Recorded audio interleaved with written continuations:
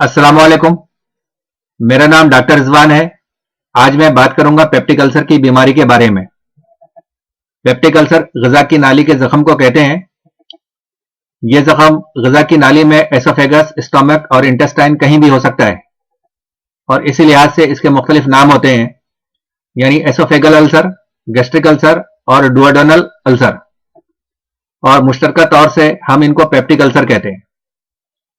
आमतौर से यह समझा जाता है कि यह बीमारी तेज मिर्च वाली ग़िज़ा खाने या काम के ज्यादा दबाव की वजह से होता है, लेकिन जदीद तहकीक के बाद पता चला है कि इस बीमारी की असल वजह एक बैक्टीरिया है जिसको हेलिकोबैक्टर पाइलोरी कहते हैं। पेप्टिक अल्सर के अलामात।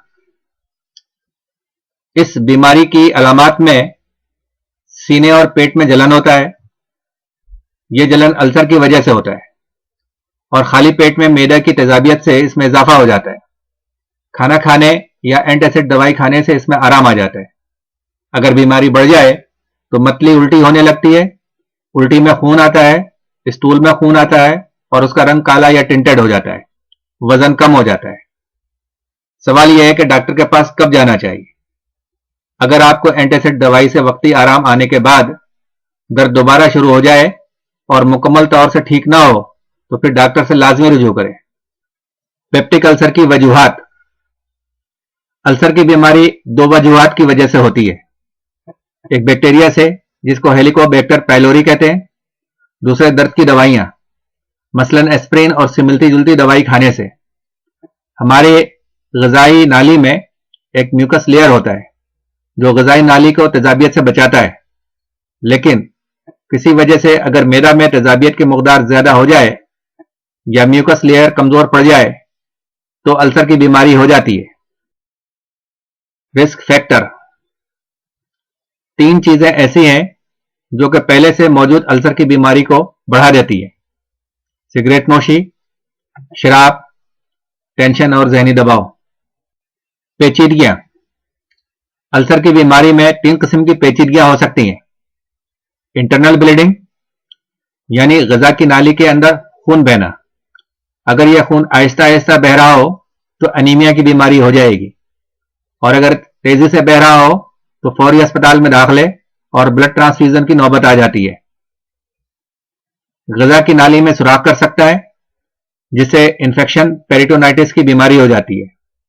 और तीसरे, जख्म पर स्कार बन जाता है जिससे ग़िज़ा को गुजरने में रुकावट होती है। पेट जल्दी भर जाता है, उल्टी हो जाती है, वजन कम हो जाता है। डॉक्टर से अपॉइंटमेंट। जब तबीयत ज्यादा खराब हो तो डॉक्टर से रिव्यू करें। डॉक्टर से अपॉइंटमेंट लेते वक्त पूछ लें कि मेडिकल चेकअप कराने से कबल की हिदायत क्या है, यानी ग़िज़ा और पहले से जो दवाई खा रहे हैं उसके लिए क्या मशवरा है। बेहतर होगा कि आप अपनी तमाम अलामात एक कागज पर लिख लें। नेज़ अब तक जो मेडिसिन इस्तेमाल करते रहे हैं उसकी भी फहरिस्त और तफसीलात तैयार कर लें। नेज़ डॉक्टर से जो कुछ भी पूछना है उन सवालों की लिस्ट भी तैयार कर लें। इन्वेस्टिगेशंस। डॉक्टर हजरात इन्फेक्शन का पता चलाने के लिए ब्लड टेस्ट, स्टूल टेस्ट और सांसों का टेस्ट कराते हैं। एंडोस्कोपी किया जाता है और अगर जख्म नजर आ जाए तो उसी वक्त बायोप्सी भी कर लेते हैं। बेरियम स्वालो एक्सरे करते हैं।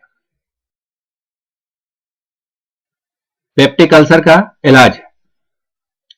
अगर अल्सर की वजह इन्फेक्शन हो तो एंटीबायोटिक अद्वियात इस्तेमाल कराई जाती हैं, वरना एंटीबायोटिक नहीं दी जाती। ऐसी अद्वियात इस्तेमाल कराई जाती हैं जिससे तेजाबियत में कमी आए और ग़िज़ाई नाली का जख्म जल्द से जल्द भरे। एंटासिड दवाइयां जो तेजाबियत को खत्म या कम करती हैं। नेज़ ऐसी दवाइयां भी इस्तेमाल कराई जाती हैं जो ग़िज़ाई नाली के अंदरूनी झिल्ली की हिफाजत करती है। मजीद मशवरे। ग़िज़ा में फ्रूट और सब्जी का इस्तेमाल करें। ज़हनी और जिस्मानी दबाव कम से कम करें। तंबाकू नोशी और शराब से परहेज करें। इन्फेक्शन से बचने के लिए एहतियाती तदाबीर करें। हाथ अच्छी तरह साबुन पानी से धोएं और खाना पूरा पका हुआ खाएं। दवाई कब खानी है, कौन कौन सी खानी है और कब तक खानी है, यह फैसला सिर्फ और सिर्फ डॉक्टर के मशवरा पर करें। اس ویڈیو میں مجھے اتنا ہی کہنا تھا. اگلی ویڈیو تک کے لیے اجازت دیجیے. اپنا خیال رکھیں, مجھے دعا میں یاد رکھیں. ہماری اگلی ویڈیو کے لیے ہمارا چینل سبسکرائب کرنا نہ بھولیں. اللہ حافظ.